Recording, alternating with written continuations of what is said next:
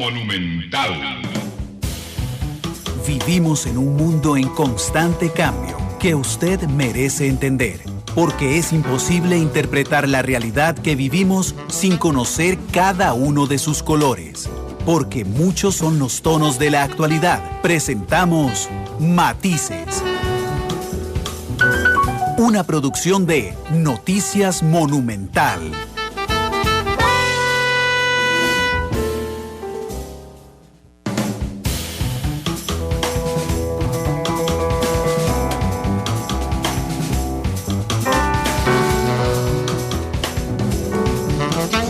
Hola, ¿qué tal? 2 de la tarde con 4 minutos. Bienvenidos a Matices, este programa de Radio Monumental, que es una producción del Departamento de Noticias, en el que analizamos los temas que son noticia en Costa Rica y en el mundo.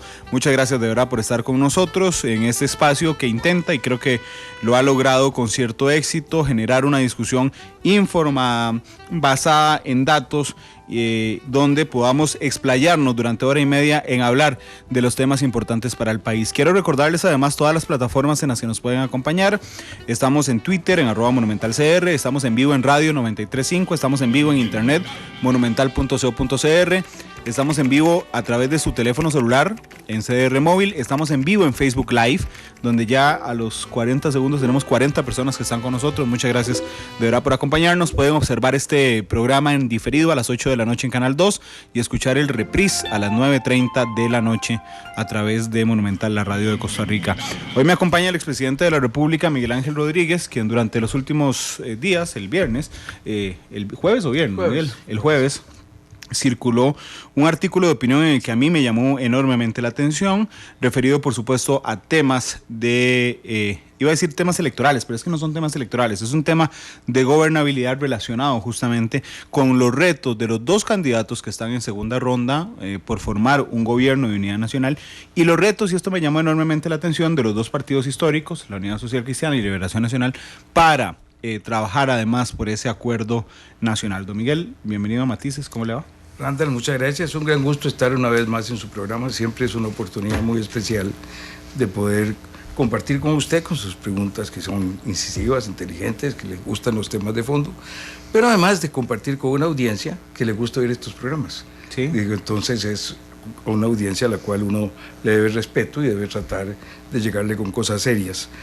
Y yo creo que venimos viviendo tiempos muy importantes en Costa Rica, en el mundo, bueno, por lo menos en Europa y en América, en relación con el funcionamiento de los sistemas políticos. Esto se ha reflejado muy claramente en los últimos procesos electorales en Costa Rica, desde los años 90, la última década del siglo pasado, y cada vez con más fuerza. Y me parece que esto nos obliga a todos a participar muy activamente en la búsqueda de soluciones y para mejorar la toma de nuestras decisiones. Yo tuve la alegría de que Diario Extra, cuando publicó ese llamado mío a la unidad y a la acción en mi columna semanal, me hizo el favor de ponerle arriba un cintillo que dice: todos, vencedores y perdedores, somos responsables del proceso electoral. Y eso me parece a mí que es una cosa muy importante. Es decir, a veces se nos olvida, y sobre todo cuando algunos temas nos dividen mucho y cuando la gente, por la influencia de los medios, por la influencia de los políticos, por la influencia de las redes, se va haciendo muy fanática en sus posiciones, muy fuerte en la defensa de sus ideas, muy respetuosa de los que piensan distinto. Cuando eso ocurre, se nos olvida que todos somos ciudadanos de un mismo país, que la ventaja del que piensa como mí está compartida conmigo, pero que la ventaja del que piensa distinto a mí también está compartida conmigo, y que mi ventaja está compartida con el que piensa distinto a mí. O sea que todos contribuimos a eso. El comentario que hice yo el lunes después de las elecciones, hecho antes por supuesto, en los medios en la República, en eso donde saco columnas, fue diciendo que pasada la elección teníamos que pensar que la responsabilidad ciertamente del manejo institucional es de los políticos, es de los funcionarios, pero que la responsabilidad de ser felices en Costa Rica es de todos los ciudadanos, porque cada uno con nuestras acciones de cada día, en cada pequeña acción, hacemos más feliz el país o lo hacemos menos feliz. y que eso era la bandera con que después de las elecciones deberíamos empezar. Bueno, no se acabó el proceso electoral, seguimos en el proceso electoral y con responsabilidad, creo yo, Randall, debemos responder a esta circunstancia. Yo estoy muy preocupado, Miguel, respecto a lo que ocurra el 2 de abril. Es decir, cuando amanezcamos con presidente, sea cualquiera de ellos que sea, con esta resaca de una tan crispada campaña, yo no tengo experiencia política, usted sí, pero tengo la impresión de que en política, cuando uno gana, normalmente le tiende puentes, o deja algunos puentes construidos, porque usted va a ser presidente también de los que pierdan esa elección y va a tener que cogobernar, en el buen sentido de la palabra, con otras fuerzas políticas, y usted va a tener que representar también los intereses de esas personas que no votaron por usted. A mí lo que me preocupa de esta elección es que me parece que los puentes se han dinamitado completamente, y ahorita hablamos de los temas de fondo que no se han tocado, pero los puentes están prácticamente dinamitados. Yo no tengo idea cómo va a amanecer el país el 2 de abril. Bueno, yo tiendo a ser muy optimista. Lo sé. Y tiendo a ser muy optimista porque la vida me ha enseñado que de las cosas malas y negativas uno puede sacar cosas positivas, que Dios nos permite, como decía una señora que trabajaba en la casa de mis papás, y siempre me quedó ese cuento de Nana, de Elvira, que de Dios goce, que decía, Dios escribe recto con líneas torcidas. Uno no entiende cómo va la escritura, uno no entiende cómo van las cosas, y la vida me ha ido enseñando a mí que sí, que uno puede tener la oportunidad de cualquier cosa difícil en que tenga, tratar de aprovecharlo porque algo positivo de ella puede sacar. Y a mí me parece que esta es una coyuntura en que eso puede ocurrir. Yo vengo insistiendo desde el año 2001 en la necesidad de ir hacia un modelo semiparlamentario. En mi discurso del 1 de mayo del año 2001 planteé, mucho antes de ir por primera vez a una segunda ronda en la elección del 2002, más de un año antes. Un poquito después de un año antes, un poquito menos que un año antes de la segunda ronda. Y yo no tengo bola de cristal para ver qué se iba a ocurrir, pero sí veía ya la situación que estábamos viendo y que estaba viviendo el mundo. Una situación en la cual la política, los políticos, los funcionarios públicos veníamos perdiendo prestigio en Europa, en América Latina, en la cual ya se veía el caso de Venezuela anunciándose a lo lejos. Todavía no era la elección de Chávez, pero ya se veía que eso era una cosa que podía ocurrir. Veíamos los populismos ganando otra vez presencia después de la ola democrática de los 80s en América Latina.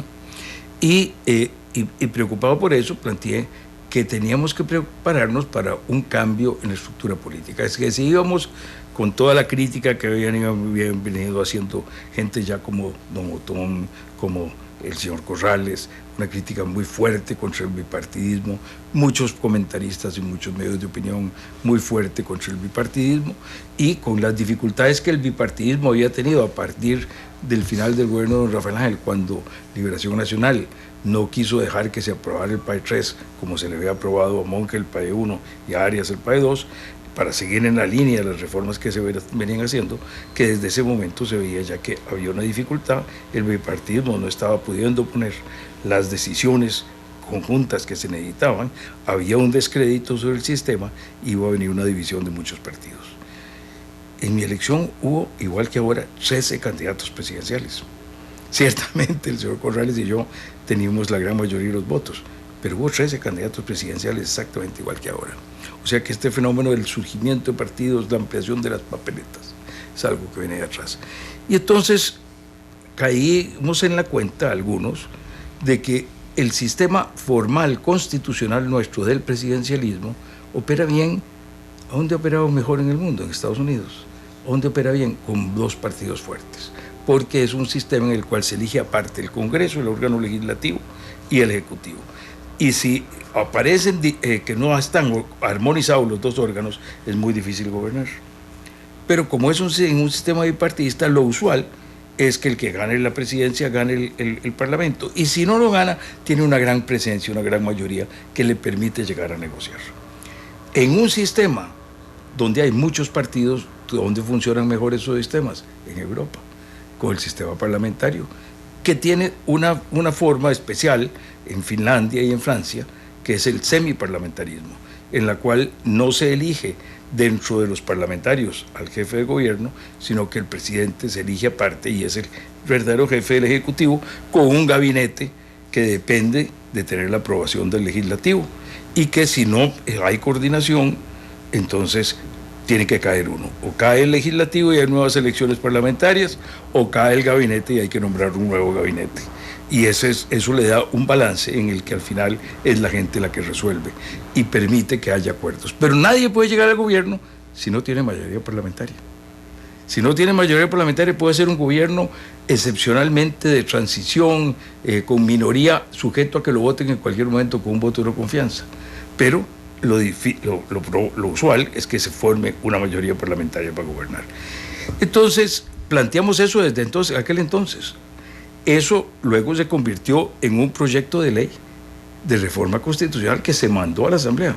Le dieron santa sepultura en el 2012 sin mayor discusión del tema. Como tantas reformas importantes de este país que no se han querido discutir. Ir a un sistema de diputados donde haya una lista nacional, donde cada partido plantee su gente que tiene una visión nacional y haya representación de los cantones en listas regionales para distritos legislativos más pequeños de las provincias, donde la gente elija a quien conoce. Eso está planteado, lo planteé yo desde los años 80, en el 87, 88. Y tuvo 10 diputados que lo plantearon en la Asamblea Legislativa. Nunca se ha podido discutir porque aquí la opinión pública se forma con una sola idea. Eso requiere más diputados. Y como entonces eso es imposible, no se puede tener más diputados, es mejor que gastemos la plata en asesores legislativos, que gastan mucho más que si tuviéramos un número adecuado de diputados, si no tuviéramos tantos asesores, y donde los diputados asumieran de verdad su trabajo de legislar en las comisiones. Pero eso tampoco se ha querido discutir. Entonces, somos un país muy conservador que le cuesta mucho. Bueno, está bien, eso nos da ventaja, nos cuesta mucho llegar a cambios. Pero lo cierto es que esto se veía venir. Volvió a plantearse en la Junta de Notables que convocó doña Laura, donde don Rodolfo Pisa replanteó este tema. De nuevo, tampoco tuvo ninguna discusión, ni siquiera lo mandaron al Congreso, ni siquiera llegó en mi caso por lo menos, se hizo el planteamiento de la reforma.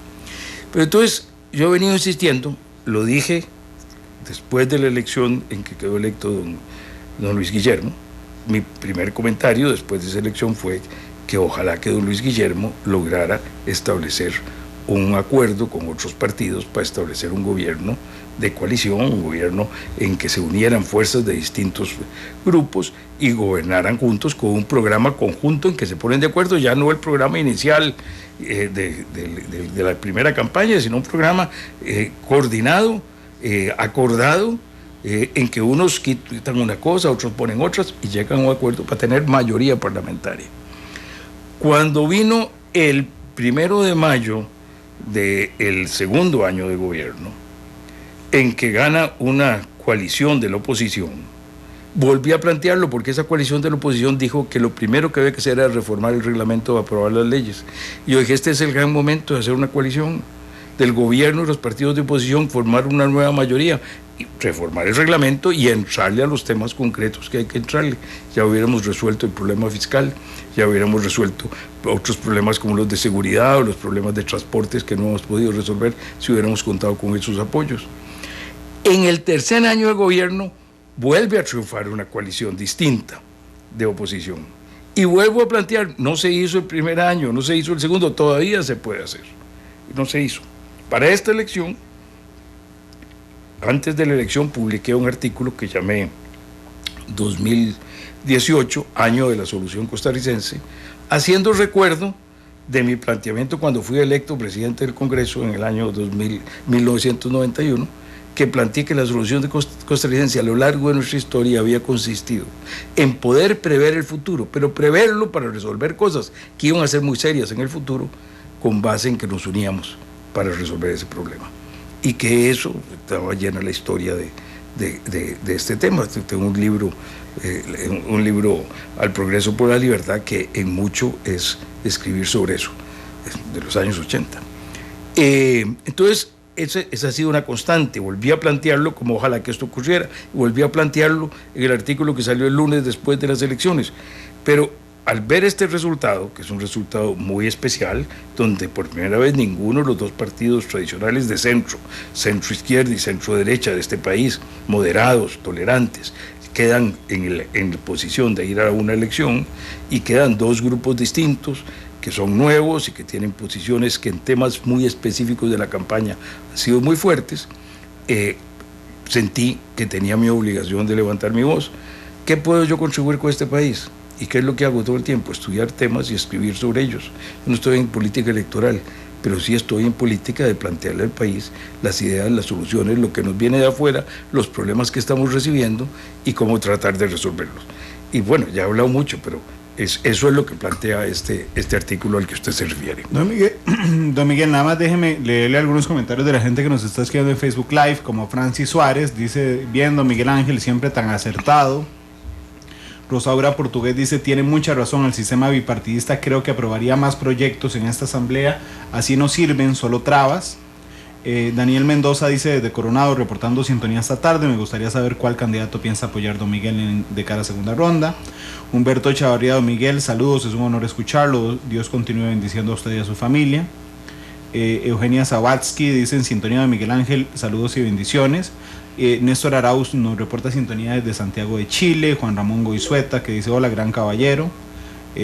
Bueno, tenemos un montón de comentarios esta tarde, no solo a través de Facebook Live, sino también a través de Twitter, como el Tao, que dice, don Miguel, si alguno de los candidatos actuales le solicita formar parte del gobierno, ¿aceptaría usted? Como notable sería una excelente ficha, dice el Tao, parte de los comentarios que tenemos esta tarde. Fuera de las preguntas puntuales, que ya le daré chances si lo gusta de responder más adelante, don Miguel, escuchándolo y escuchando a diferentes personas con mucha experiencia política, creo que lo más urgente en Costa Rica ni siquiera es el tema fiscal, que es súper urgente.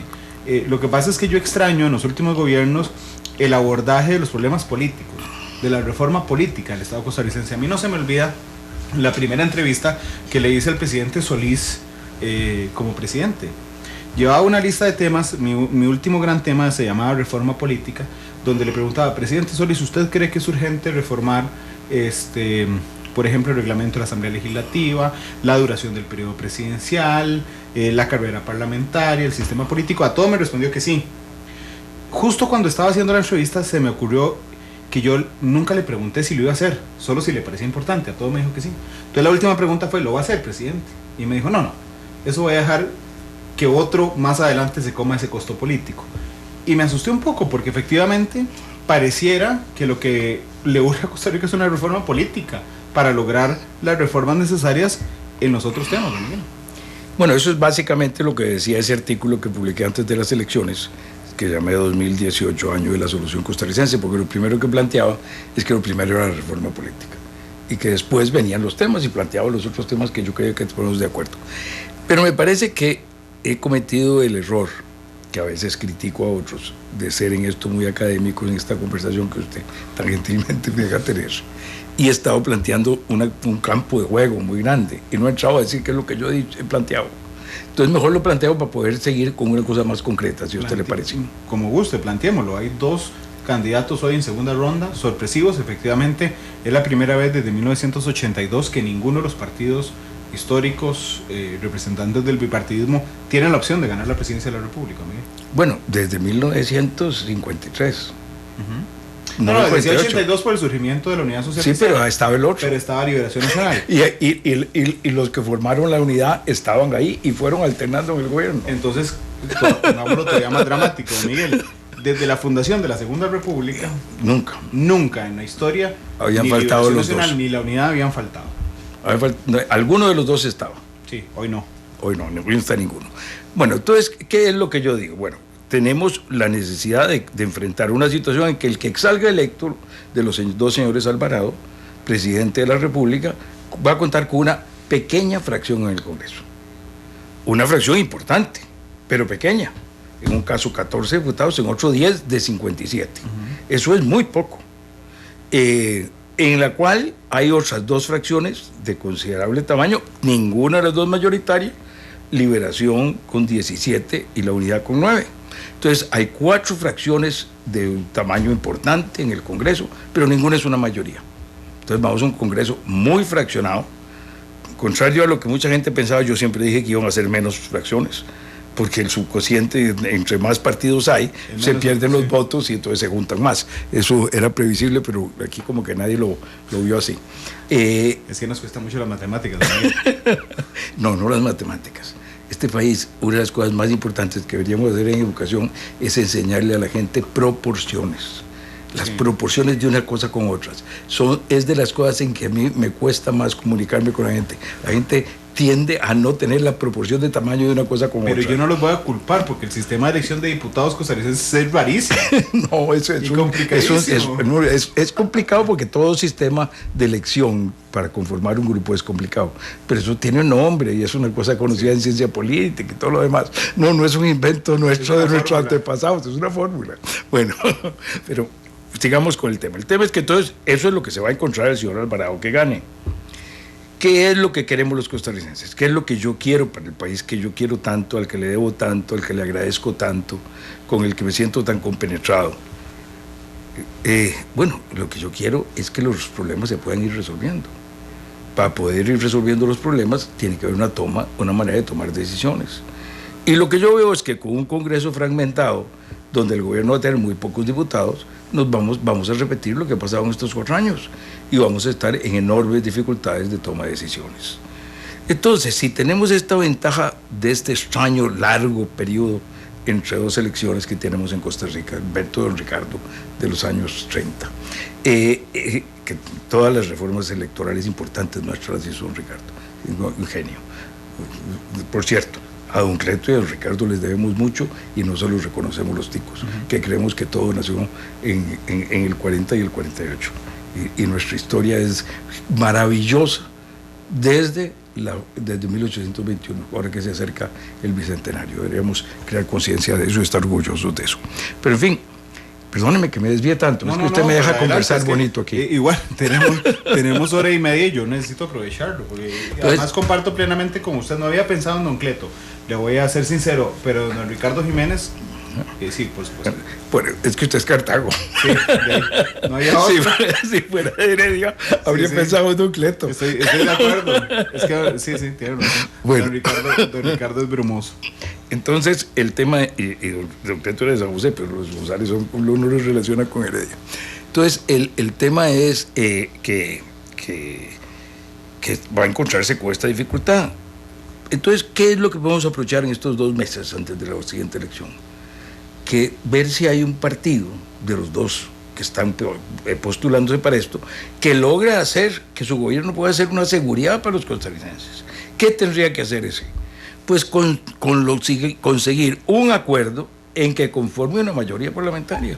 Y antes del 1 de abril nos diga, mire, yo tengo un acuerdo con estos partidos, vamos a tener una mayoría parlamentaria, que es para esto en seguridad, para esto en lo fiscal, para esto en educación, para esto en infraestructura, para esto en resolución de los problemas de transporte público, vamos a hacer estas cosas, los temas principales.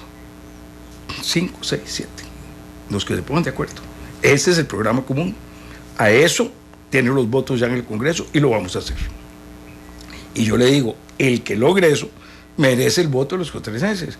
Un distinguido radio escucha, me pregunta por quién va a votar, porque logre eso. Mientras nadie logre eso, yo me quedo esperando a ver si lo logra. Después tendré que decidirme por alguno de los 2. Pero por el momento, yo no me decido por nadie si hay el chance de que alguno pueda conformar ese criterio. Ahora vamos a hablar de otros temas. ¿De qué temas? ¿Ese acuerdo usted cree que pase por la formación de un gabinete multipartidista? Sí. Un gobierno, yo en eso creo mucho en lo que dijo aquí el otro día en su programa don Rodolfo Pisa, que él había aprendido de su papá, querido don Rodolfo Pisa Escalante, compañero de estudios de mi hermano Manuel Emilio. Estudiaban juntos en el corredorcito enfrente de la casa de mis papás. Y los conozco desde yo era chiquillo. ¿Y los jodía? ¿No los jodía? Me jodían. Ah, bueno, al revés. Me jodían. Me mandaban a pelearme con los del barrio cuando yo me devolvía y no quería ir a pelear. Entonces, bueno, lo cierto es que entonces, la verdad es que para tener seguridad de que las cosas se hagan, debe haber un gobierno donde se nombren de común acuerdo es los representantes de otros partidos. No es que simplemente se nombre a uno así, no. El otro partido está de acuerdo en que se le nombre a esa persona. y busca que lo apoye. No es simplemente un capricho del presidente. Y que entonces, si se rompen los acuerdos, los señores tienen que irse, tienen que renunciar. Son la garantía del acuerdo. Son la garantía del acuerdo. Y la otra garantía es el acuerdo legislativo. Hay algunos temas, hay un tema complicado. Esta campaña, como usted lo dijo, es una campaña muy extraña, es una campaña en que, para la semana entrante, mi columna, la anuncio de una vez, la empecé a escribir el sábado, es sobre cómo es posible que esta campaña no se haya discutido de un tema que nos debería llegar al corazón a todos, que es la pobreza. La pobreza es la gran ausente de este proceso electoral. Ya lo fue en el proceso pasado. Sí. Estamos olvidándonos de una cosa tan terrible que afecta al 20% de los costarricenses. El que no ha caminado en los tugurios, el que no se ha metido a ver las condiciones en que viven los costarricenses, debería hacerlo, porque en este país seguimos teniendo una proporción muy importante de nuestra población que vive en la miseria. Y eso es algo que tiene que afectarnos en el corazón primero que en ningún otro lugar. Después en la cabeza para buscar cuáles son las soluciones. Pues no se trata solo de buena voluntad, se trata de poder tener soluciones. Pero la pobreza no fue invitada a esta campaña. Desapareció. Ningún partido la invitó. Y al final, por eso los pobres se fueron con una iglesia. Porque eso sí les estaba tratando y con eso sí tenían como una relación. Pero realmente esos temas no han aparecido en el debate. Entonces esta es una campaña muy rara y se centró en dos temas: el cementazo por un lado y el matrimonio gay o el matrimonio igualitario en otra mano.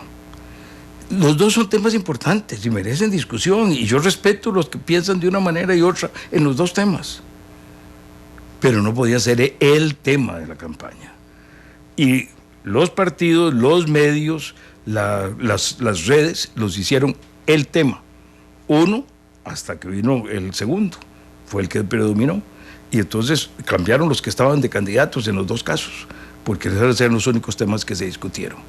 Y entonces los temas de cosas muy importantes de la acción de gobierno, que es para lo que se elige un gobierno, para que haga acciones públicas que nos benefician a todos y que busque el bien común, esos desaparecieron del escenario político.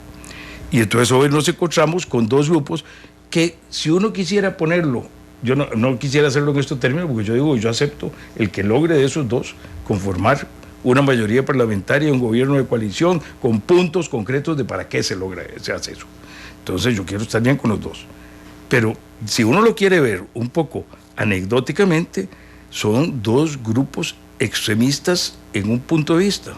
Uno es un grupo extremista, que mi gran crítica a ese grupo es que confundió y sigue confundiendo lo que es corrupción con lo que es ineficiencia del gobierno. Y entonces no puede resolver ni la corrupción ni la ineficiencia del gobierno, porque las armas para cada caso son totalmente distintas. Y si no recuerdes el discurso de los 111 días del presidente Solís, ahí quedó claro cómo no había ninguna distinción entre lo que son casos de ineficiencia de lo que son casos de corrupción. Y eso afectó la primera parte de la campaña.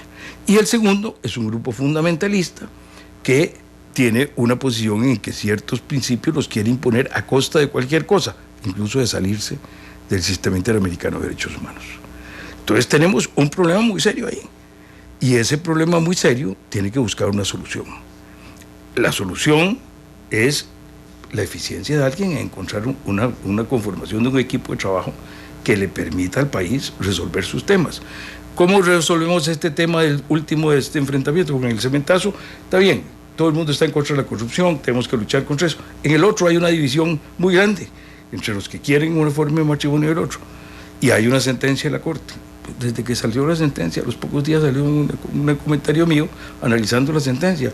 La sentencia podemos entenderla como vinculante en los aspectos que el gobierno consultó. Ni siquiera con la decisión de la Sala Constitucional del año 95 sobre el tema de la colegiatura de los periodistas, es obligatoria en todo. No es obligatoria en lo que el gobierno no consultó. El gobierno no consultó matrimonio gay o matrimonio igualitario. De manera que lo que consultó fue los derechos patrimoniales y de servicios sociales. Entonces eso se puede encontrar una solución en la cual la solución para que la familia entre en paz es uniones civiles. Una unión civil que sea exactamente igual para hombres y mujeres y demás. Podríamos incluso eliminar que el Estado no se meta en el matrimonio. El Estado solo hace uniones civiles. Esto viene del problema de mis amigos liberales del siglo XIX, que pusieron el matrimonio civil. Deberían haberlo llamado unión civil, pareja civil, emparejamiento civil, y no habría problema. Entonces el matrimonio queda para una institución que viene de atrás con una visión de procreación, de mantenimiento de la especie, de muchas otras cosas, y los emparejamientos tienen un contrato igual para cualquiera que quieran emparejarse y tener una vida, y tienen sus derechos establecidos hereditarios, de visitas, de pensiones, de herencia, de todos los sistemas. Entonces se puede encontrar ahí una solución en que todos los grupos nos pongamos de acuerdo y paremos esta lucha sobre estos temas y volvamos a enfocarnos en resolviéndolo de una manera adecuada, y volvamos a enfocarnos en los temas. Pero es un tema del presidente, don Miguel. Es que yo inclusive veo mucha discusión de temas que no le competen al presidente de la República. El presidente de la República es el representante del Estado, no es solo el representante del Poder Ejecutivo, es el representante de la sociedad. Sí le competen estos temas al presidente. El presidente de un país no puede quedarse fuera de una gran discusión que haya en un país. Puede encontrar que es oportuno no inmiscuirse, dejarla, que la sociedad la desarrolle, la sociedad civil, muy bien, pero cuando se confronta con una lucha política, eso va a estar ahí, porque la gente va a preguntar sobre eso, porque es lo que la gente está viendo. Entonces me parece que hay que buscarle una solución. Todo lo que estoy es tratando de buscar, tender puentes, establecer mecanismos. Cuando la gente me dice que eso que usted dice es imposible, no es imposible, con buena voluntad se puede lograr. Quiero contarle que yo al principio pensé, el lunes, martes, miércoles, mi solución era distinta. Y me convencí de que no servía. ¿Y a la semana pasada, después de las elecciones? Después de las elecciones. A esta llegué el miércoles de noche y la publiqué el jueves. Mi primera solución fue: los otros dos partidos que no van a la elección, pero que tienen una trayectoria histórica y que tienen dos fracciones muy grandes en la Asamblea. Liberación y la Unidad. Liberación y la Unidad. Que juntos tienen una fracción, eso me llamó enormemente la atención de su artículo. Juntos tienen una fracción más grande que cualquier otro. Así es. Más grande que si se juntan los dos que ganaron. Sí. Tienen 24. Los otros dos tienen 26.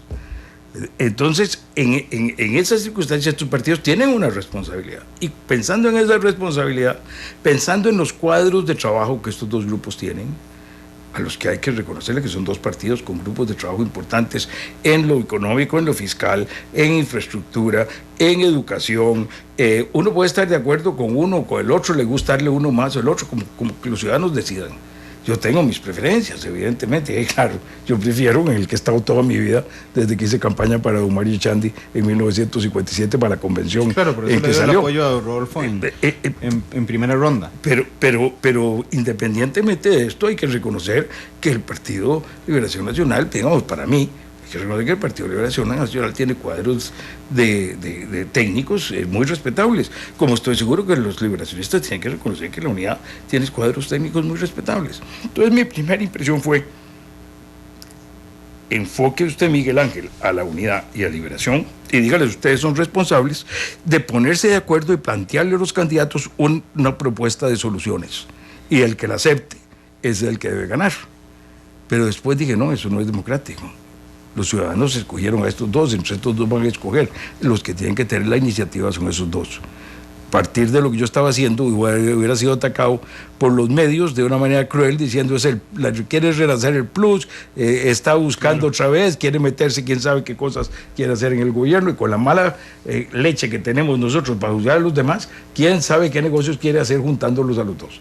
Entonces, esa no tenía solución, entonces caí en esta, que es la que estoy planteando. Que tiene una responsabilidad más amplia. Claro. Yo no demerito la importancia de los temas que han abordado esta campaña. La corrupción es una, la ineficiencia es otra. Tiene razón usted en dividirlo en dos, don Miguel. Por supuesto que el tema de los derechos humanos, que pasa por los derechos civiles de las personas diversas sexualmente, es importante. Pero realmente hay temas que quedaron fuera completamente. La pobreza, usted lo decía más temprano, no fue invitada a esta campaña. El problema fiscal pasaba por arriba y por abajo, nadie entraba al tema de fondo. La infraestructura, el modelo de desarrollo que queremos en el país. La infraestructura tiene muchas cosas distintas en los distintos. Y en los debates es de los puntos donde vi más temas interesantes, diferentes, que se podían juntar. Por ejemplo, el tren y el metro. Por ejemplo, el tren y el metro, con una cosa que sin esa no funcionan ni el tren ni el metro, que es la sectorización del transporte de los buses. Sí. Porque si no resolvemos el problema de la sectorización del transporte de los buses, vamos a seguir trayendo ese montón de buses al centro de la ciudad sin lugares de manejo adecuado para que entren menos buses y para que entren a las estaciones del tren y del ferrocarril y para que puedan coordinarse, de manera que es indispensable eso. Entonces, alguno habló de sectorización, otro hablaba de tren, otro hablaba de metro. Hay que ponerlo todo junto. Entonces, hay cosas en que uno ve la posibilidad de que de verdad se llegue a cosas importantes. Pero a si esta nos ponemos de acuerdo. A esta altura, Miguel, discúlpeme, los puentes están bombardeados ya, derribados. Entre los dos partidos que fueron a segunda ronda. No, yo creo en que los costarricenses, a pesar del odio que a veces se manifiesta en las redes, a pesar de la manera como algunos medios enfocan su participación en la campaña de una manera tan de buenos y malos, tan terrible, a pesar de eso, los costarricenses somos básicamente tolerantes, somos básicamente pacíficos. Somos gente que hemos logrado hacerlo. Eso no es nuevo, eso viene del siglo XIX y es una cosa que hemos logrado resolver. No quiere decir que no tengamos conflictos, y hemos ido a guerras por eso, y hemos tenido enfrentamientos, porque somos humanos y porque las pasiones se enardecen y las cosas dejamos de pensar racionalmente y peor, dejamos de pensar con el corazón. Pero la verdad es que tenemos las bases y yo tengo una gran confianza en que tenemos las posibilidades de encontrar juntos soluciones. Ahora bien, don Miguel, dice Figueroa en Twitter, da gusto escuchar en Matices a Miguel Ángel Rodríguez en Monumental, hombre estudioso e inteligente como pocos. Mula de Carga dice, tan cansada está la población del bipartidismo que busca una salida ante cualquier representante de algo que no lo sea, independientemente de que sea medianamente capaz. ¿Qué podemos hacer ante un panorama como este? ¿Es esto una salida del bipartidismo? Esto es una salida a la situación actual. Y la salida, si los costarricenses lo que quieren es seguir manteniendo muchas fuerzas políticas que los representen, la salida es ir al gobierno semiparlamentario y hacer la reforma política para eso. Pero no podemos esperarnos a eso, que puede tardar 3 o 4 años, que puede ser para la elección siguiente del 2022, sino que debemos coger las partes buenas de ese sistema y ponerlas a funcionar ahora, dentro de lo que nos permite el orden constitucional, y lo permiten si queremos hacerlo, si hay buena voluntad de las partes, si hay la capacidad de ponernos de acuerdo. Y además, yo pregunto a los votantes, señores, ¿no es cierto que si alguno de los dos contendientes, señores Alvarado, encontrara que él sí puede lograr un consenso con una formación de una mayoría parlamentaria para apoyar sus posiciones, merece definitivamente ese y no el otro ser electo presidente, cualquiera que sea? No, Miguel, pero la semana pasada, el martes creo, si no me falla la memoria, tuve aquí a los dos jefes de campaña, a Víctor Morales Mora del PAC y a Francisco Prendas de Restauración Nacional, y una de las preguntas específicas era, ¿está su partido dispuesto a anunciarle al país el equipo de trabajo que acompañará al presidente? Los dos me dijeron que no lo veían estratégico, que parecía que no iban a anunciar antes de las elecciones su gabinete. Y yo creo que tiene razón, y usted me va a decir que es contradictorio con lo que yo digo. Sí, eso le iba a decir. No es. Porque una cosa es que un partido por sí mismo, aparte, separado, representando o una cuarta parte o una quinta parte del electorado, anuncie quién es su equipo, y otra cosa es que ese partido, con otros grupos que conforman una expresión mayoritaria parlamentaria en la Asamblea Legislativa, anuncien un equipo en conjunto. Son dos cosas muy distintas. Entonces usted lo que dice es que sí lo anuncien, pero cuando logren el acuerdo. Ah, sí, claro. Es decir, usted anuncia el acuerdo, no voy a poner a ninguno de los dos Alvarado de ejemplo. Randall Rivera se tira de presidente y entonces yo llego a un acuerdo con la Unidad Social Cristiana, con Liberación Nacional, llego a un acuerdo con el PIN, por ejemplo, y entonces ahí tengo suficiente, más mi fracción tengo suficiente mayoría, y le digo, no, señores, en medio del acuerdo ya tenemos los votos para establecer este proyecto, y además en mi gabinete multipartidista el Partido Unidad Social Cristiana va a tener estos puestos y el otro va a tener estos puestos. Hasta que se llegue a un acuerdo, pero sí anunciarlo. Y puede ser que anuncien nada más cuáles son los puestos en que va cada partido. Sin las personas. La Unidad Social Cristiana escogerá al ministro de Hacienda. Sí, exacto. Hacienda no creo que esté en negociación en este caso, pero otros. Los que sean, pero que sean suficientemente importantes para que si se van, haya un problema para el gobierno, o sea, que trate el gobierno de tener que seguir manteniendo. Y se han puesto y seguir claves. Se han puesto claves. Yo me he puesto a pensar si hay algunos puestos innegociables en una candidatura. Se me ocurrió en algún momento el ministro de la presidencia como un puesto innegociable, o el canciller de la República como un puesto innegociable. ¿Usted cree que haya puestos innegociables en el gabinete? No, todos son negociables. El ministro de la presidencia, que vamos a ver, normalmente tiene un papel fundamental, excepto en los últimos 4 años, ¿debería ser alguien con buen ambiente con el resto de los partidos? Sí. ¿Podría entregarse el ministro de la presidencia? Es el más difícil de entregar. Es el más difícil. El más difícil de entregar, para mí, para mi modo de ver, porque es una especie casi de primer ministro. Debería ser casi en los gobiernos normales. Sí. Debería ser, y debería funcionar como eso. Es el que se reúne con las distintas fracciones, es el que tiene una coordinación con los otros ministros. O sea, en mi gobierno, por ejemplo, lo que hicimos nosotros fue que planificación y el ministro de la presidencia era el mismo, para darle un colmillo, un diente, un poder de chequear a los demás, de ver qué estaba pasando y de poder Tenía trabajar. información cruzada. Sí, claro. Es que nosotros tenemos una conformación muy, muy mala del gobierno presidencialista. Tenemos una presidencia en que, bueno, don José María en su gobierno nombró un grupo de apoyo, se llamaba... Usted tiene mejor memoria que yo, usted es un No crea. No me acuerdo ya cómo se llamaba. Estaba en la escuela yo, Miguel. Eso es cierto. Yo conformé el CAP, el Consejo de Asesores Presidenciales, para tener una estructura y hemos sido míseros en no darle a la presidencia recursos para poder mantener una estructura de funcionarios que no salen a la prensa, que puedan andar en vestido de baño si quieren, pero que están trabajando ahí adentro en ver el planeamiento de las cosas y el cumplimiento que se esté haciendo de los programas, para que la presidencia tenga fuerza. Pero es que también le hemos hecho pésima prensa a las asesorías. Sí, claro, y es un error muy grande. O sea, sin asesorías de ingeniería no habríamos podido construir ninguna de las carreteras buenas que se han construido en el país, que la mayoría han sido contratadas. No se puede hacer una concesión sin una asesoría extranjera a la cual le tengan confianza los inversionistas y sepan que los cálculos de tránsito y los cálculos más o menos de costos que están en el cartel de licitación de la concesión son creíbles. Entonces se necesitan asesorías, pero claro, se necesitan para cosas importantes y buenas. Dice, se llamaba ATD, el grupo de José María. ATD. Gracias a Gilberto Valencia, productor ejecutivo de Noticias Repretel, y al abogado Martín Chacón, que nos recuerda, ATD se llamaba así. Bueno, pero yo sé, por ejemplo, que dentro de su grupo estaba don Constantino Urcullo, ciertamente. Sí, claro.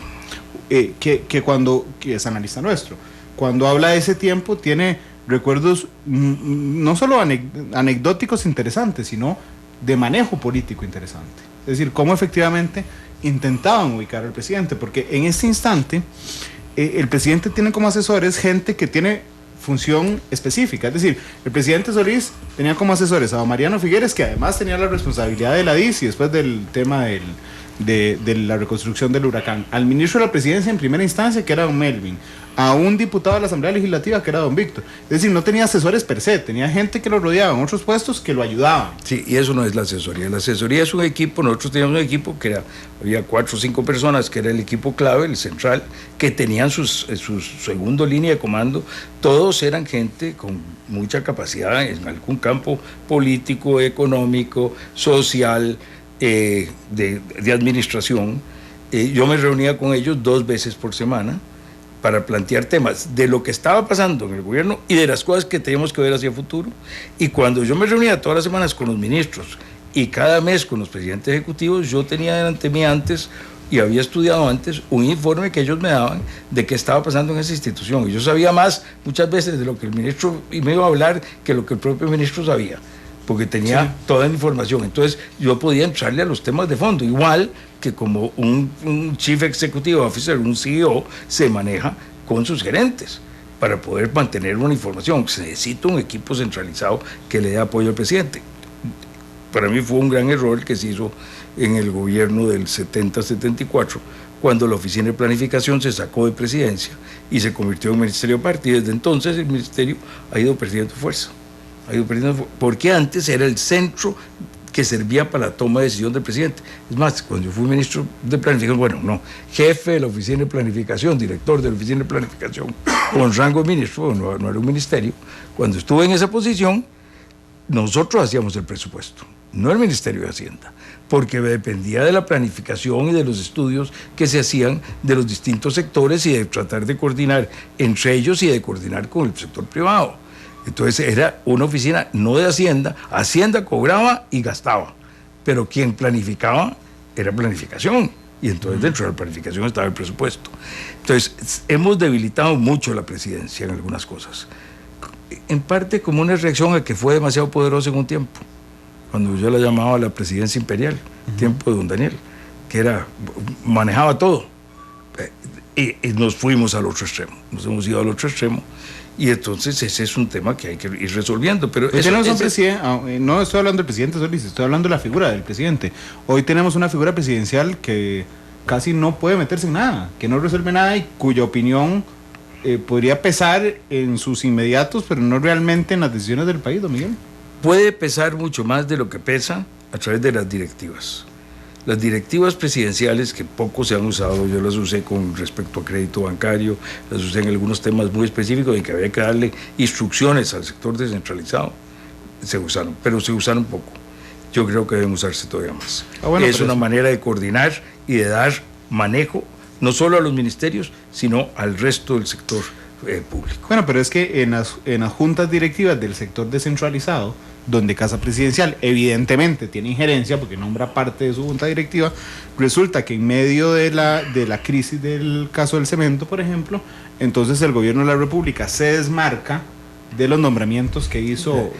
Y alguien me decía, ¿cómo que un presidente no puede recomendar a un gerente general de un banco del Estado? Cuando si el banco del Estado quiebra, ¿a quién echamos la culpa? Sí, al presidente. Claro. Yo estoy de acuerdo con eso. Pero el problema está de nuevo en cosas que pasó en la década de los 70.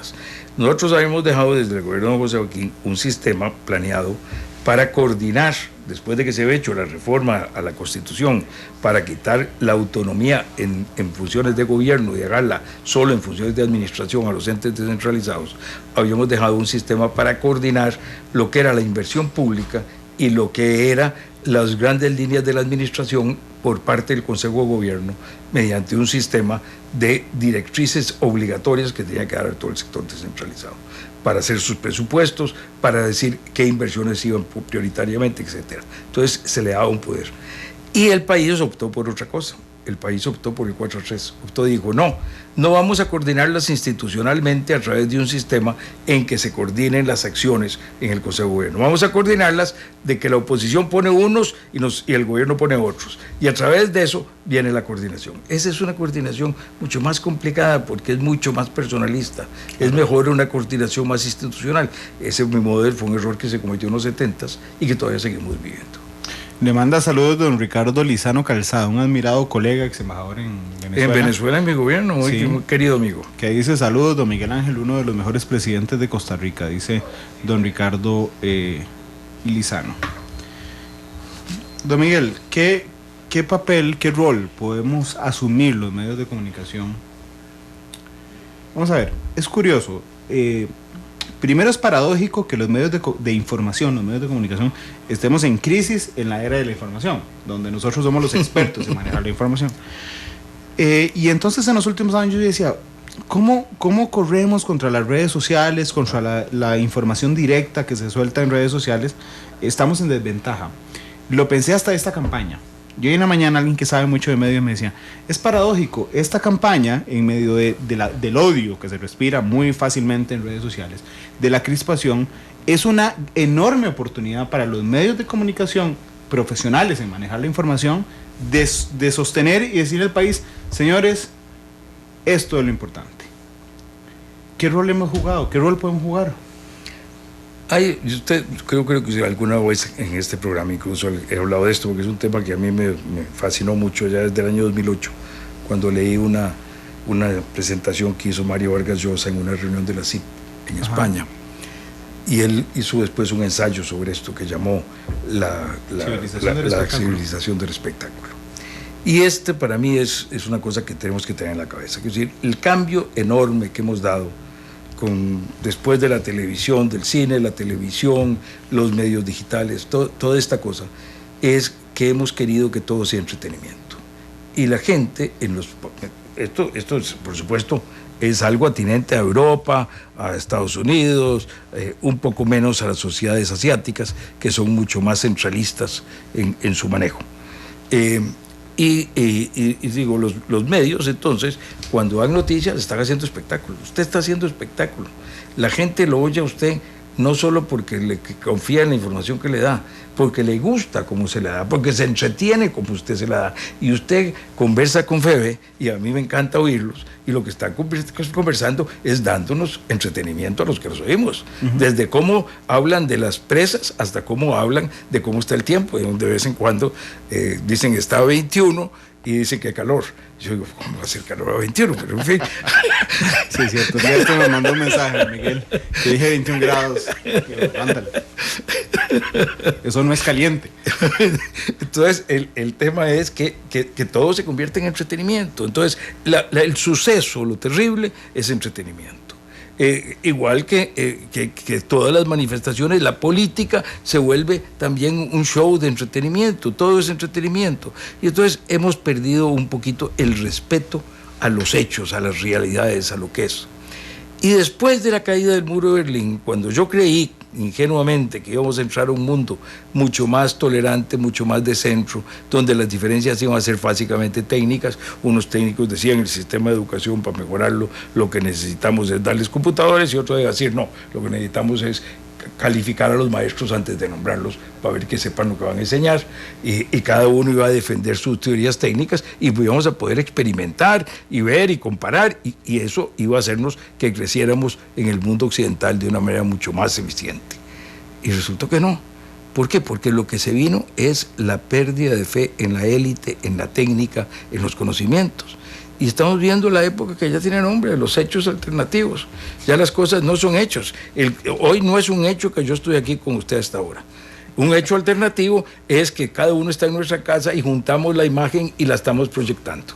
Y no estamos juntos. Y entonces yo puedo defender ese hecho alternativo. Es decir, y la gente que me sigue a mí en las redes, creerle el hecho alternativo que yo le digo. Y si usted está diciendo que estamos aquí en Monumental, usted va a decir, no, estamos en Monumental, y los unos le van a creer a usted. Entonces ya hay dos hechos que son, no es teoría, no es análisis, no es apreciación, no, es la diferencia en los hechos ya no son hechos. Entonces esto nos complica mucho la vida, y yo creo que los medios de comunicación, la tarea más importante que tienen es volver a los hechos, menos al entretenimiento, menos a la calificación, menos a la opinión de cada medio en cuanto está dando información, y más a la información. Antes, un periódico, voy a ponerlo en un medio distinto, un periódico en los años 60 publicaba información, publicaba editorial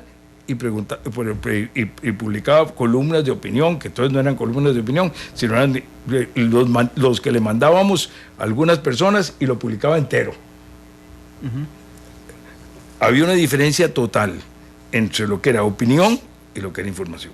Y claro que la información estaba sesgada por la mente de quien la estaba dando, porque todos somos subjetivos, pero era un sesgo mucho más pequeño. Tenía un balance informativo. Tenía un balance informativo. Eso ha desaparecido hoy día, cada vez más. Y entonces cada vez más, y como no hay tiempo, como la gente se aburre, como hay que hacer la cosa rapidita, entonces lo más que se hace es 2 líneas de la opinión de uno, 2 líneas de la opinión de otro, y la forma como se presentan ya quedó cuál es el que va ganando. Entonces hay un problema serio en esto. A mí me parece que necesitamos ver cómo rescatar los hechos, cosas como las que han hecho algunos medios acá, de señalar en las posiciones esto que se dijo, bueno, esto es cierto en esta parte, pero en esto no es cierto, esto es cierto en la parte de hechos, no de opinión. Sí, claro. Y eso me parece a mí que es un trabajo muy importante que tenemos que realizar. Dice Gus Arias, saludos al presidente Rodríguez, gracias a don Miguel Ángel, soy becario en Estados Unidos y soy profesional, gracias a él ya que estaba en la guardia presidencial, dice Gus Arias. Es parte de las personas que nos reportan sintonía esta mañana. el tema de que sea largo y profundo no significa que deje de ser entretenido, Miguel. Si no, nótese, esto no es un hecho alternativo. Hay 287 personas viéndonos en este instante desde hace una hora ya, conversando sobre temas de fondo. Yo les agradezco mucho, de verdad. Si les gusta Matices, compartan por favor el link de esta nueva plataforma de la que ya tenemos 2 meses más o menos de estar utilizando, que también es el Facebook Live. Son las 2:58, permítame hacer una pausa comercial. Vamos a hacer solo una para que la gente que está en redes sociales escuchándonos, particularmente en Facebook Live, recuerden que los comerciales no pueden salir en Facebook Live. Entonces nosotros muteamos la señal un momento, que es mutearla, es dejarla en silencio. Ustedes ven una cortina de Monumental dando vuelta y en 4 minutos regresamos con ustedes para que no se vayan. Son las 2:59 más. Hoy lo voy a hacer. La pregunta más difícil de todo el programa es que tengo que rifar una entrada doble para el concierto de Andrea Bocelli. Hay 500 y pico de personas participando y yo al final de la entrevista le pediría a don Miguel un número entre esos para anunciar al ganador esta tarde en Matices de una de las entradas a ese maravilloso concierto de Andrea Bocelli. Ricardo Salas dice: desde Alemania reportamos sintonía, saludos al expresidente Rodríguez. Dice Arte Textil: hola Randall, debería considerar tener a don Miguel al menos una vez por semana. Imagínese, don Miguel. Dice: ha sido la mejor entrevista en meses, la más inteligente y sensata. Muchas gracias por el reporte de sintonía. Pues vamos a subir, bajamos a 223 personas viéndonos en vivo en el corte comercial. Ya vamos a volver a subir. Le preguntaba sobre el papel de los medios. Yo tengo muy claro, don Miguel, la crisis en general de la falta de datos. O sea, si hay algo de lo que lamentablemente los medios de comunicación nos hemos ido alejando, es el dato. Y el dato es lo que sustenta cualquier información que brindemos.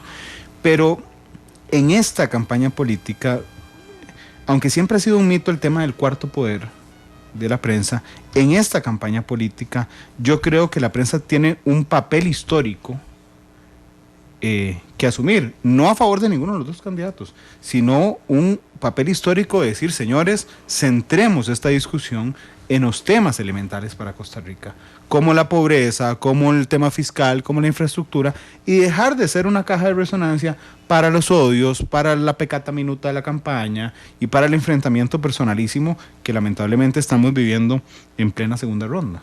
Bueno, yo quisiera empezar haciendo un comentario sobre su invitado de mañana, que leí una opinión muy sensata de la UCAEP sobre la necesidad de tratar los temas de la campaña. Me pareció muy buena la opinión que hizo el señor Pacheco. Y me voy a permitir hablar de otro medio también aquí en su programa. Hoy en La Nación, una señora que no tengo el gusto, señorita, una joven señora, no sé de qué edad, doña Ada Cartín Brenes, publica una opinión de una ciudadana cansada, que me parece un tema tan centrado y lo pone tan claramente los temas que deberían estar en la discusión, en la palestra de estos meses.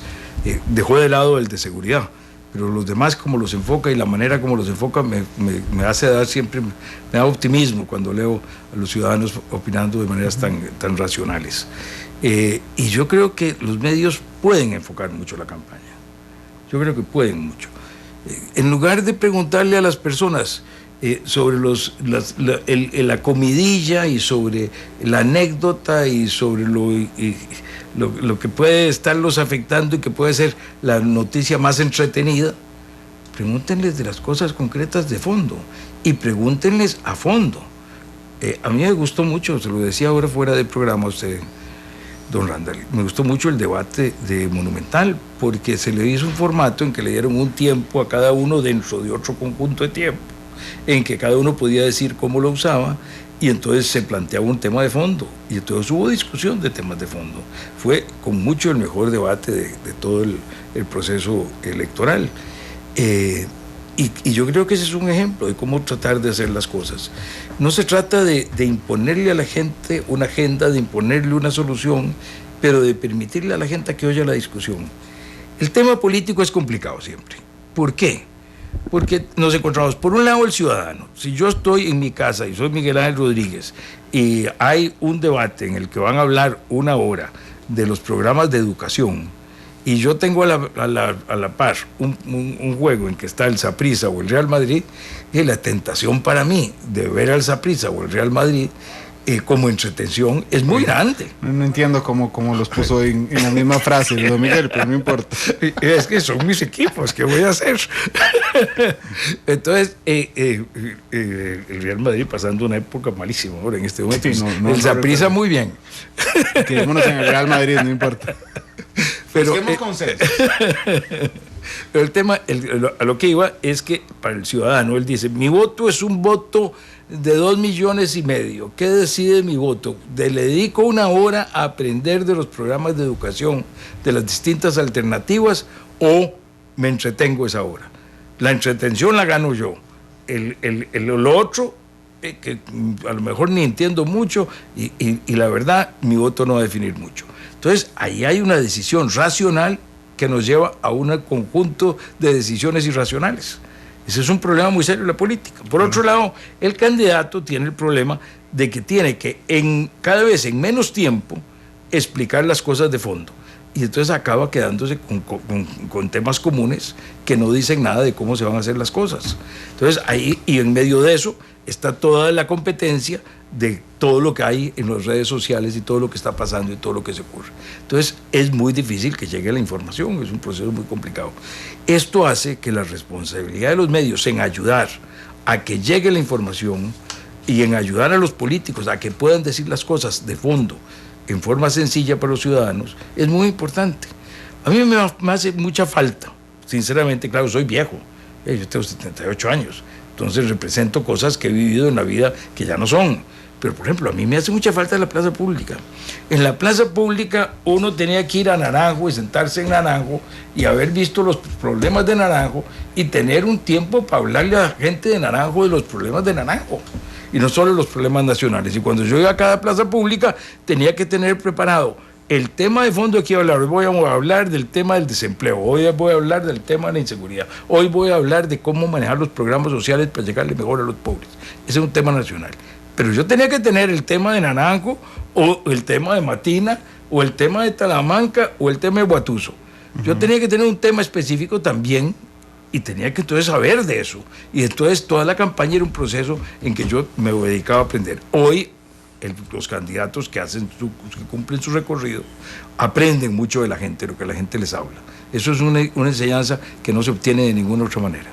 Es una maravilloso, pero hay cosas como estas que antes tenían los ciudadanos y le permitían a los 400 o 1.000 o 1.500 o 2.000 o 5.000 que llegaban a aquella plaza pública enterarse de cosas muy directamente que tenían atinencia para él y que él podía evaluar y que le interesaban. Esto lo hemos perdido mucho. Ustedes hacen un esfuerzo muy bien aquí en Monumental, traen a los diputados de las provincias y los ponen a compartir y eso hace que se esté hablando de los temas de las provincias. Pero ¿cuánta gente oye eso al final?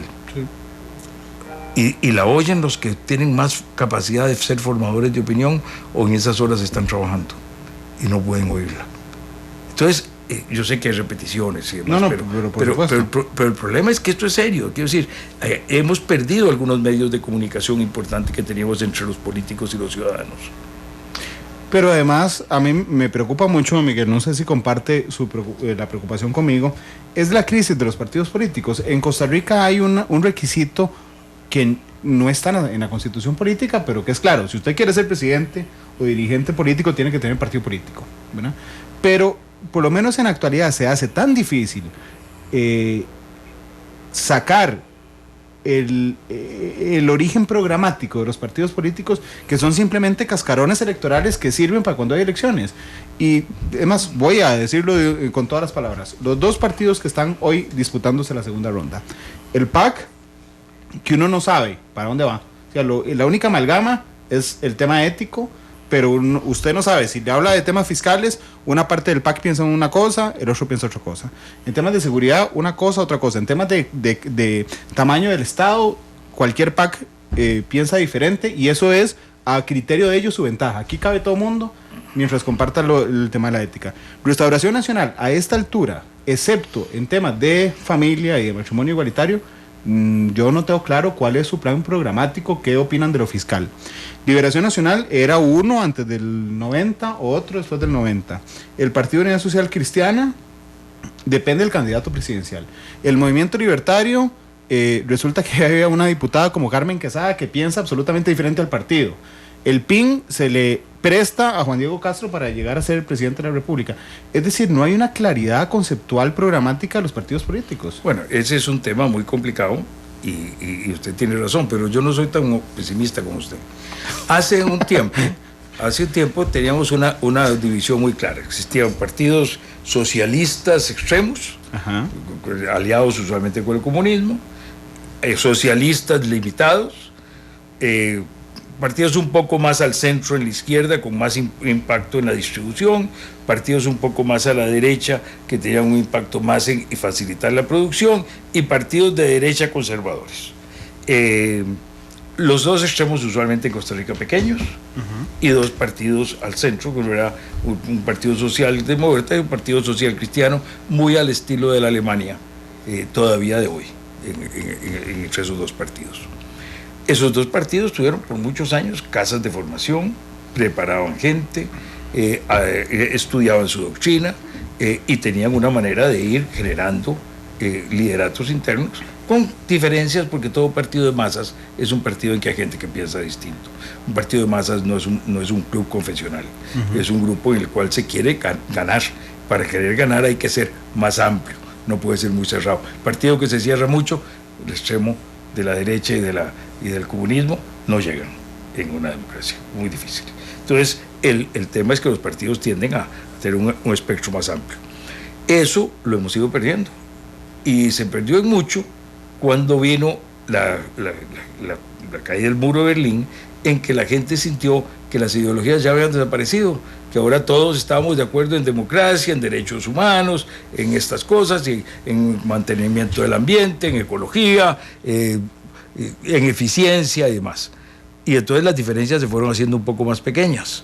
Y eso es lo que, digamos, le pasa al Partido de Liberación Nacional, no por decisión de ellos, le pasa al Partido de Liberación Nacional porque con la crisis de 1981, 80, 82, nadie podía seguir pretendiendo el Estado regulador, interventor que teníamos, había fracasado. Entonces tenían que acomodarse a una realidad del mundo, que en el mundo entero había fracasado, y estaba fracasando en la Unión Soviética, venía la caída de la Unión Soviética, era un sistema en que el sistema de planificación centralizada entraba en crisis.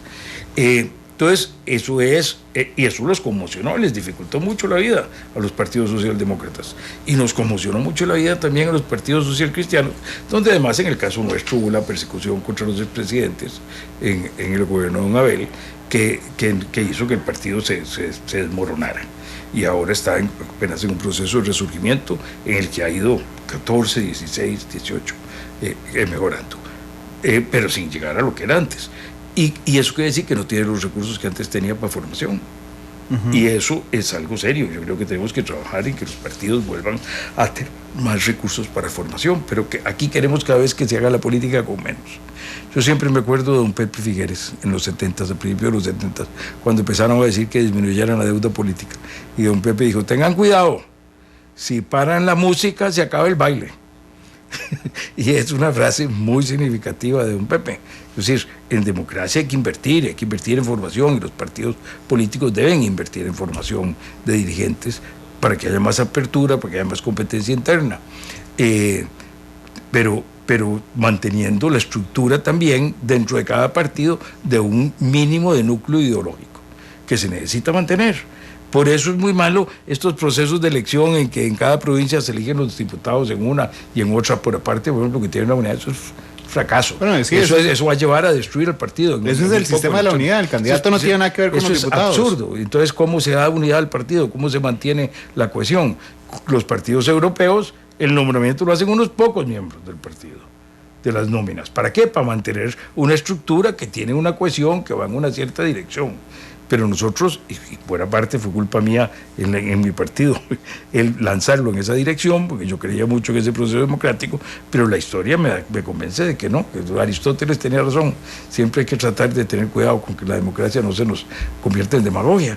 Y cuando eliminamos las unidades de pensamiento y una cierta cohesión, vamos camino a convertir la democracia en demagogia. Don Miguel, les tengo una buena noticia, me contagió de su optimismo. porque entonces usted me dijo ahora que era muy pesimista, lo he estado pensando este rato. Yo creo que los pueblos finalmente en algún momento son sabios. No sé si es el destino, no sé si es la providencia, no sé si es la sabiduría popular. Pero me parece que tal vez el pueblo en general, como su colectividad, está obligando a las fuerzas políticas de este país a hacer lo que no se ha podido durante muchísimos años, acuerdos políticos. Yo creo que usted tiene razón y me alegra mucho la noticia que me está dando, porque yo sí creo, yo soy optimista. Lo que pasa es que los pueblos y la historia no la medimos en meses ni en años, se mide en décadas, aún ahora que camina tan rápido. Entonces, si yo me equivoco, que lo hago a menudo, usualmente encuentro alguna razón para darme cuenta que me equivoqué y puedo rectificar, y eso lo puedo hacer muy rápido. Yo me equivoqué, compré unos zapatos que resulta que no eran el tamaño que me servía, aprendí que tengo que medirme mejor los zapatos la próxima vez que compro zapatos. Entonces, mi proceso de aprendizaje con la experiencia es rápido. El proceso de aprendizaje de los pueblos con la experiencia es lento, porque tenemos procesos que duran tiempo, viene una elección, hay un resultado, medimos ese resultado tiempo después, se nos olvida, volvemos a meter la pata, vuelvo a comprarme más los zapatos. En la persona eso es corto tiempo, en los pueblos es más largo tiempo. Pero claro, que tenemos que tener la voluntad de luchar para cortar todo lo posible los tiempos en que hacemos las cosas mal. Pero entonces nuestro sistema político, ya no solo el sistema presidencialista, sino los periodos presidenciales, parecieran ser contradictorios con el aprendizaje de los pueblos. O sea, es decir, usted nombra un presidente por 4 años, ¿verdad? El primer año el presupuesto ya le está aprobado del gobierno anterior. Es decir, el primer año es simplemente para que celebren que son gobierno y para que intenten aprender. Y preparar lo que sigue. El segundo y el tercero tal vez son los años de fondo. Y el cuarto año prácticamente es el año para entregar el poder.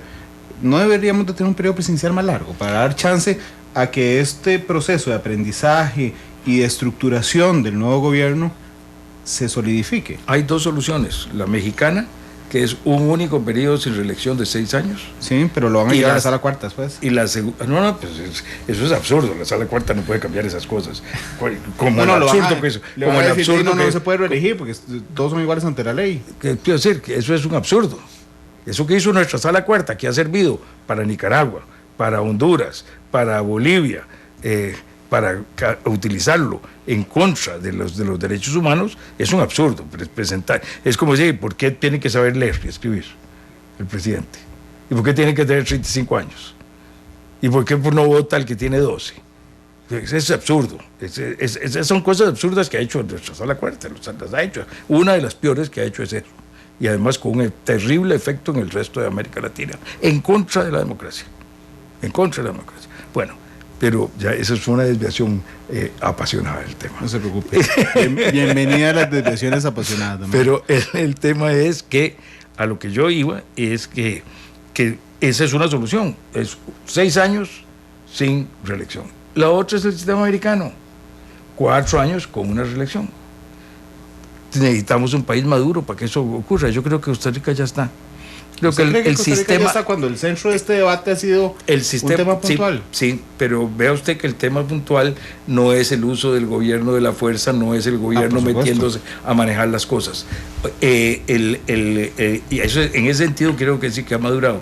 Yo creo que una elección de presidente en ejercicio no necesariamente significa un problema de imposición, con una sola reelección.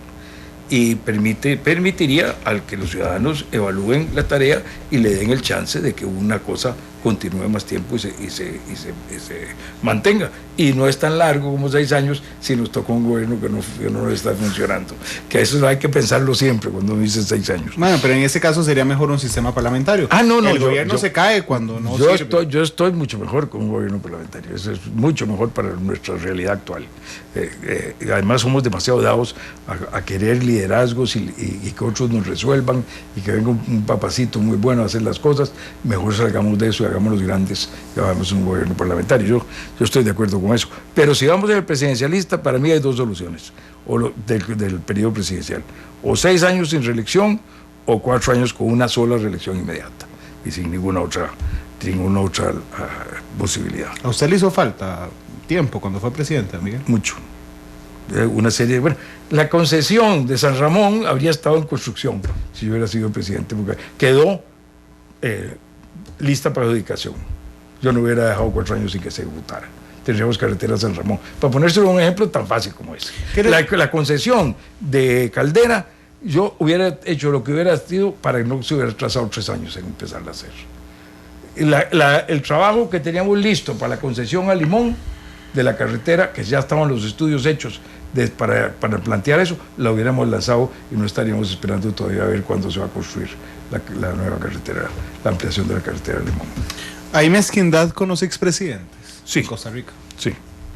Nos quieren mucho, nos tratan muy bien, en lo personal la gente nos trata muy bien, nos quiere, en medio de todas mis dificultades, cuando las peores persecuciones, en el año 2006 yo volví a dar clases a la Universidad de Costa Rica, y en todos los años de dar clases ahí, una vez tuve un pequeño accidente, un día que andaba en una facultad que no era la mía, haciéndole un servicio a un grupo de estudiantes que pidieron que les diera una conferencia, y en que unos pocos revoltosos fueron a insultarme, una vez.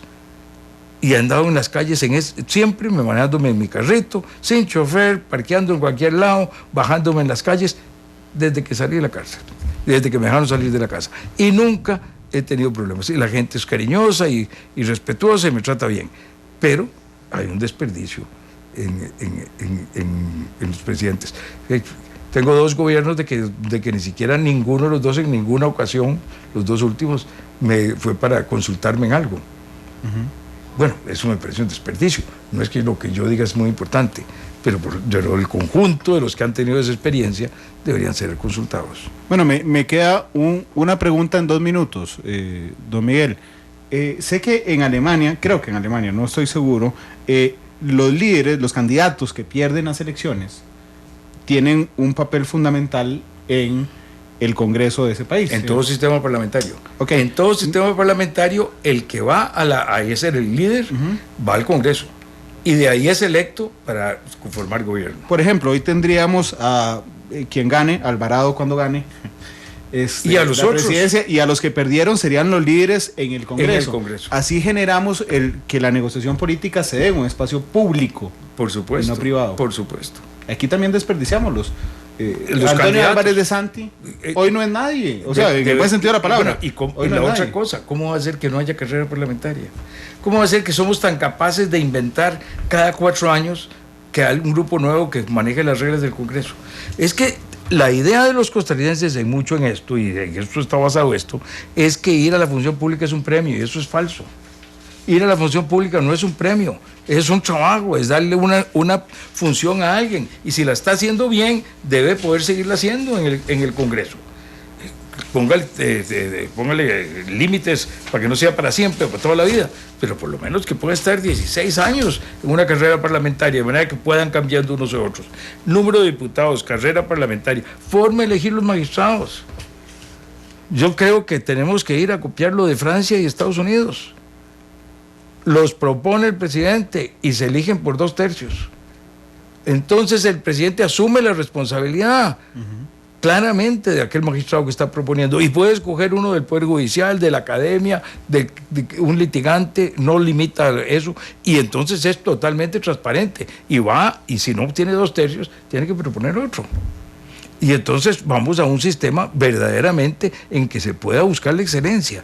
Pero hemos ido buscando sistemas en los que todo el mundo va a tener oportunidad. Lo mejor, presidente por un día, elegamos presidente por un día al azar todos los días y manejemos el sistema, y vamos a tener 365 al año, y diputados por un día, y vamos a tener 100 por 365, montones de diputados todos. Pero eso no funciona, eso es una locura. Don Miguel, le agradezco mucho haber venido. He disfrutado mucho de la entrevista, muchas gracias. Gracias, Randall, y muchas gracias a sus oyentes. Y seamos optimistas, las cosas se pueden mejorar. No nos pongamos límites, busquemos cosas mejores, busquemos la excelencia. Este país merece el esfuerzo de todos. Me contagió un poco de su optimismo esta tarde. Y va a ser muy optimista alguien, porque le va a pedir un número del 1 al 556, don Miguel, para rifar la entrada doble al concierto de Andrea Bocelli. Por años yo me gané de chiquillo una rifa con un número. A ver. Y desde entonces es un número que me ha gustado. Cosa extraña, es el número más preferido entre los números en las distintas civilizaciones, el número 7. El número 7. Sí. Lucky 7. Bueno, me lo puso muy fácil, porque está en la primera página. Vamos a ver, es doña Maritza Mondragón Mejías. Maritza Mondragón Mejías, que participó a través de Facebook, ahorita le vamos a escribir, es la ganadora de la entrada doble al concierto de Andrea Bocelli. Mañana vamos a rifar otra en Twitter, así es que bueno, felicidades a doña Maritza. Son las 3:29. Estábamos hablando en una pausa comercial sobre la canción que va a despedir el programa, escogida por don Miguel, que escogió Puente sobre aguas turbulentas. Yo quiero confesar que yo le dije a don Randall, mire, yo soy malísimo en eso de recordarme nombres de canciones, busquemos algo que sea, unámonos, vayamos juntos, salgamos adelante. Y tuvo el buen gusto de escoger una canción de este dúo de cantantes de mi época, ya en los 60, Simon & Garfunkel, que me gusta mucho, así es que muchas gracias, Randall. No, a usted por estar aquí. Bridge over Troubled Water, Puente sobre aguas turbulentas, de Simon & Garfunkel, que despiden Matices. Hasta luego, feliz tarde. La actualidad, sus tonos, sus contrastes. Esto es Matices.